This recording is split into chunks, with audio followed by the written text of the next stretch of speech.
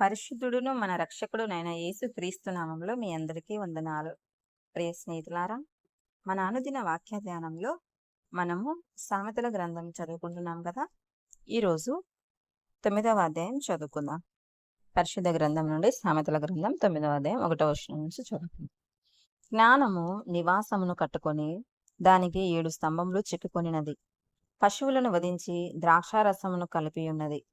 భోజన పదార్థములను సిద్ధపరచి ఉన్నది. తన పనికత్తెల చేత జనులను పిలువనంపినది. పట్టణమందలి మెట్టల మీద అది నిలిచి, జ్ఞానం లేనివాడా, ఇక్కడికి రమ్మని ప్రకటించుచున్నది. తెలివి లేని వారితో అది ఇట్లనుచున్నది, వచ్చి నేను సిద్ధపరచిన ఆహారమును భుజించుడి, నేను కలిపిన ద్రాక్షారసమును పానము చేయుడి. ఇక జ్ఞానం లేని వారయుండక బ్రతుకుడి, తెలివి కలగజేయు మార్గంలో చక్కగా నడువుడి. అపహాసకులకు బుద్ధి చెప్పువాడు తనకే నింద తెచ్చుకొనును. భక్తిహీనులను గద్దించువానికి అవమానమే కలుగును. అపహాసకుని గద్దింపకుము, గద్దించిన ఎడల వాడు నిన్ను ద్వేషించును. జ్ఞానము గలవానిని గద్దింపగా వాడు నిన్ను ప్రేమించును.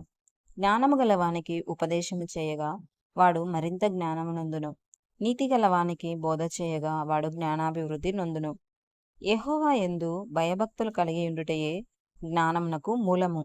పరిశుద్ధ దేవుని గుర్చిన తెలివే వివేచనకు ఆధారము.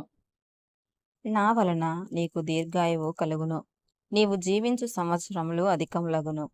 నీవు జ్ఞానివైన ఎడల నీ జ్ఞానము నీకే లాభకరమగును.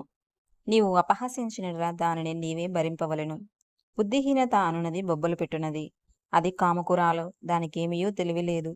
అది తన ఇంటి వాకిట కూర్చుండును, ఊరి రాజవీధులలో పీఠము మీద కూర్చుండును.